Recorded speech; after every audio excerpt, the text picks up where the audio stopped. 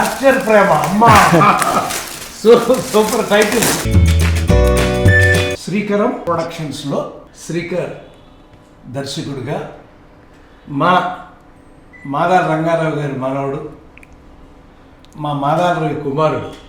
అంటే ఒక్కొక్క తరం దాటి రెండో తరం మూడో తరం మా మాదాల 10 సినిమాలు చేశాడు. ఇప్పుడు కూడా చేయబోతున్నాడు, నాకు తెలుసు.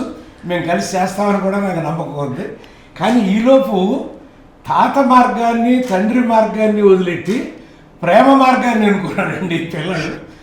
అది మరి ఒక అద్భుతమైన ప్రేమ కథా చిత్రంతో ప్రజెంట్ చేయాలనుకున్నాడు తన జీవితాన్ని.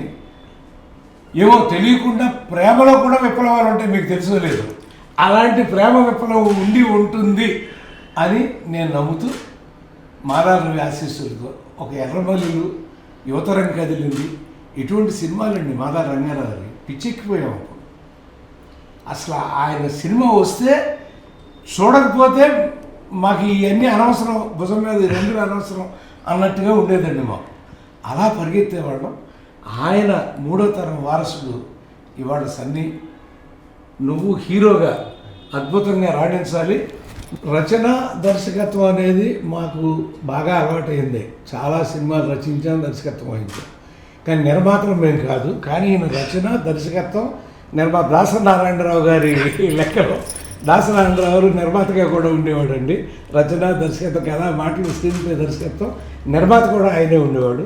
అలా తను నమ్మి శ్రీకర్ తన్ని చాలా టీవీల్లో మనం చూస్తాము. అద్భుతమైన నటుడు, మంచి నటుడు, ఎంతెంతలాగా ఎదగాల్సిన పిల్లాడు. తనకు ఎందుకో ఈ మార్గంలోకి రావాలని ఒక అద్భుతమైన ప్రేమ కథా చిత్రం చూడండి. అసలు అంటే ప్రేమ అంటే మామూలుగా రెగ్యులర్గా మీరు గమనించి మీరు చూసేటువంటి ప్రేమ కాదండి. ఇందులో కొంచెం కోలాటం ఉంటుంది ప్రేమలో, నాకు అర్థమైపోయింది ఇది చూడగానే. ఆ ప్రేమ ఎందుకంటే కొట్టుకుందే ప్రేమ రాదండి, ఘర్షణ సంఘర్షణ లేదే ప్రేమ పుట్టదు. అలా ఒక ఇద్దరు యూత్లోంచి పుట్టినటువంటి ప్రేమ కథల నుంచి ఒక గొప్ప సందేశాన్ని కూడా తను అందిస్తున్నాడు ఈ చిత్రం ద్వారా.